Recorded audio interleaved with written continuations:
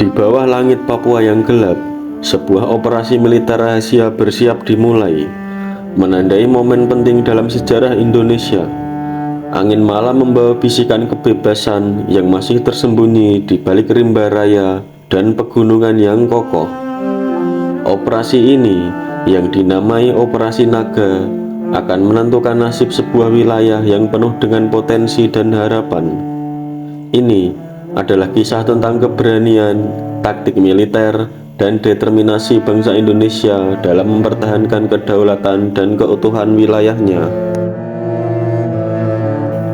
Tahun 1962, di tengah ketegangan Perang Dingin, Indonesia di bawah pimpinan Presiden Soekarno menghadapi tantangan yang besar. Papua Barat, yang dikenal dengan nama Irian Barat, masih berada di bawah kekuasaan Belanda. Soekarno, dengan semangat nasionalismenya yang menggebu-gebu, bertekad untuk merebut kembali wilayah ini dari tangan Belanda. Maka dibentuklah Komando Mandala di bawah pimpinan Mayor Jenderal Soeharto untuk merencanakan dan melaksanakan operasi militer besar-besaran, Operasi Naga. Komando Mandala bermarkas di Makassar. Disinilah para perwira tinggi militer Indonesia berkumpul, merancang strategi dan mengatur logistik. Mereka tahu ini bukanlah sekedar pertempuran militer. Ini adalah perjuangan untuk mempertaruhkan martabat bangsa. Operasi ini melibatkan ribuan prajurit, kapal perang, dan pesawat tempur. Strategi utamanya adalah infiltrasi ke wilayah musuh melalui laut dan udara, disertai dengan dukungan darat yang kuat. Operasi Naga merupakan operasi penerjunan 215 personil yang terdiri atas 55 orang RPKAD dan 160 orang anggota Batalion 530 Brawijaya pada tanggal 23 Juni 1962 di daerah Merauke menggunakan 3 pesawat C-130 Hercules. Operasi ini dilaksanakan atas surat perintah operasi Panglima Mandala yang bertujuan untuk memecah belah pertahanan Belanda di garis depan. Pasukan diterjunkan di berbagai titik strategis. Mereka berlatih di medan yang berat, menyesuaikan diri dengan kondisi alam Papua yang keras. Latihan demi latihan dilakukan untuk memastikan setiap prajurit siap menghadapi segala macam kemungkinan. Sebelum operasi dimulai, Soekarno memberikan pidato yang membakar semangat. Bangsa Indonesia tidak akan membiarkan sejengkal tanah pun dijajah, katanya dengan penuh semangat. Papua adalah bagian dari kita dan kita akan merebutnya kembali. Para penerbang 3 pesawat C-130 Hercules yang terlibat masing-masing adalah Letkol Udara Slamet dengan navigator Mayor Udara Sugandi, Mayor Udara Najwan dengan navigator Mayor Udara Hanafi, dan Kapten Udara Soekardi dengan navigator Mayor Udara Stefanus Kristeja. Operasi dilaksanakan pada tanggal 23 Juni 1962 dengan sandi Gareng Flight. Bergerak dari Lanut Halim Perdana Kusuma Jakarta menuju Lanut Iswahyudi, lanjut ke Lanut Sultan Hasanuddin, dan berlanjut ke Pangkalan Angkatan Udara di Amahai. Selain membawa 55 orang RPKAD dan 160 orang anggota Batalion 530 Brawijaya, dalam operasi ini juga diangkut logistik seberat 8,4 ton. Kemudian, pada pukul 13.55, ketiga pesawat meninggalkan PAU Amahai dengan ketinggian 20.000 sampai 25.000 kaki.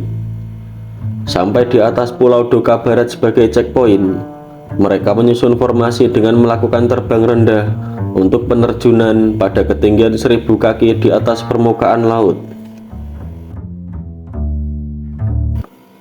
Sasaran operasi Naga adalah menduduki kota Merauke untuk mengacaukan konsentrasi pasukan Belanda yang berpusat di Biak. Operasi ini diinstruksikan langsung oleh Kepala Staf Komando Operasi Tertinggi Mayor Jenderal Ahmad Yani untuk menambah bobot di medan diplomasi. Namun, karena operasi ini dilakukan tanpa tahu kondisi medan di sana dan karena suasana masih gelap, maka penerjunan ini menjadi kacau. Sungai yang disangkanya sebagai Sungai Merauke ternyata adalah Sungai Kumbai, di mana kesalahan ini karena operasi ini didasarkan pada peta lama buatan tahun 1937, sebagaimana hal itu dinyatakan oleh Benny Murdani. Benny merencanakan pasukan sudah bisa terkonsolidasi dalam waktu 7 hari setelah pendaratan. Namun, karena meleset 30 km dari titik pendaratan, pasukan terpencar lebih lama dari yang direncanakan. Musuh terbesar mereka bukanlah pasukan Belanda, melainkan alam Papua yang tidak pernah mereka bayangkan sebelumnya. Beberapa prajurit gugur saat melakukan pendaratan karena mendarat di atas rawa. Selama 1 bulan, pasukan berjalan menyusuri sungai untuk menuju Merauke, dan mereka untuk bertahan hidup memakan apa yang mereka temukan seperti daun beluntas, buah nipah, hingga biawak. Malam itu, ketika pesawat-pesawat militer Indonesia mulai terbang menuju Papua, di darat ribuan prajurit siap untuk bergerak. Sunyi malam diselimuti ketegangan. Operasi dimulai dengan serangan udara yang menghujani pos-pos Belanda. Ledakan demi ledakan mengguncang tanah Papua, menandakan dimulainya pertempuran. Kapal-kapal perang Indonesia bergerak cepat menembus gelombang lautan Pasifik. Mereka membawa pasukan-pasukan elit yang siap untuk mendarat di pantai Papua. Pasukan Belanda yang terlatih dengan baik memberikan perlawanan yang sengit. Pasukan Indonesia menggunakan taktik gerilya, memanfaatkan pengetahuan lokal tentang hutan Papua. Mereka bergerak cepat, menyerang dan menghilang sebelum musuh dapat bereaksi. Di dalam hutan, pasukan Indonesia mendirikan pangkalan rahasia. Dari sini, mereka merencanakan serangan-serangan mendadak yang terus melemahkan posisi Belanda. Penduduk asli Papua yang banyak mendukung Indonesia memberikan bantuan logistik dan informasi penting tentang pergerakan musuh. Mereka menjadi mata dan telinga pasukan Indonesia di medan pertempuran. Hujan deras dan medan yang berat menjadi tantangan tersendiri. Di perairan sekitar Papua, kapal-kapal perang Indonesia dan Belanda bertempur sengit. Ledakan torpedo dan tembakan artileri menggema di lautan. Pasukan Indonesia menghadapi masalah logistik. Perbekalan menipis, namun tekad untuk terus berjuang tetap tinggi. Setiap prajurit tahu mereka tidak boleh menyerah. Pesan radio dari Jakarta terus memberikan semangat. Soekarno dan para pemimpin militer mengirimkan kata-kata penyemangat, mengingatkan prajurit bahwa seluruh bangsa Indonesia mendukung mereka. Operasi Naga mencapai puncaknya dengan serangan besar-besaran ke markas utama Belanda. Pasukan Indonesia menyerang dari berbagai arah, mengepung dan memukul mundur musuh.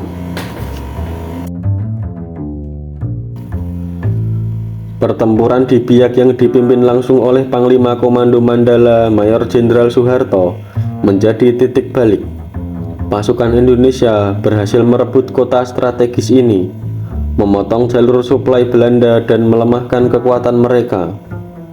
Berbagai negara mendukung Indonesia secara diplomatik. Amerika Serikat dan Uni Soviet, meskipun mereka berada di sisi yang berlawanan dalam Perang Dingin, sama-sama menginginkan penyelesaian konflik ini secara damai. Operasi Naga ini tidak hanya bertujuan untuk merebut wilayah, tetapi juga memenangkan hati dan pikiran rakyat Papua. Program-program sosial dan ekonomi mulai digulirkan untuk meningkatkan kesejahteraan mereka. Sementara pertempuran berlangsung, Negosiasi diplomatik antara Indonesia dan Belanda terus berjalan. Akhirnya, dengan tekanan internasional, Belanda setuju untuk menyerahkan Papua kepada Indonesia. Pada tanggal 15 Agustus 1962, kesepakatan New York ditandatangani. Belanda setuju untuk menarik pasukannya dan menyerahkan Papua kepada pemerintah sementara PBB sebelum kemudian diserahkan kepada Indonesia. Pasukan Indonesia kembali ke Jakarta dengan kemenangan. Mereka disambut sebagai pahlawan yang telah mengembalikan tanah air ke pangkuan Ibu Pertiwi. Di seluruh Indonesia, rakyat merayakan kemenangan ini. Bendera merah putih berkibar di setiap sudut negeri, menandakan semangat persatuan dan kesatuan yang semakin kuat. Pemerintah Indonesia segera membentuk pemerintahan di Papua, memastikan bahwa wilayah ini mendapatkan perhatian dan pembangunan yang diperlukan. Pasukan Indonesia yang gugur dalam operasi Naga berjumlah 36 orang, sementara di pihak Belanda berjumlah 10 orang. Setelah operasi Trikora selesai, diketahui bahwa Papua adalah medan yang sangat berat untuk melakukan pendaratan di malam hari. Nama-nama prajurit yang gugur dalam operasi Naga diabadikan sebagai pahlawan. Mereka dikenang sebagai pejuang yang telah memberikan segalanya demi tanah air tercinta. Papua, dengan segala keindahan dan kekayaannya, kini menjadi bagian integral dari Indonesia. Operasi Naga menjadi bukti bahwa perjuangan untuk mempertahankan kedaulatan dan kesatuan bangsa adalah sebuah perjalanan panjang yang penuh dengan tantangan. Namun, dengan semangat yang kuat, segalanya bisa dicapai. Kegelapan malam Papua pada akhirnya berubah menjadi cahaya harapan bagi seluruh bangsa.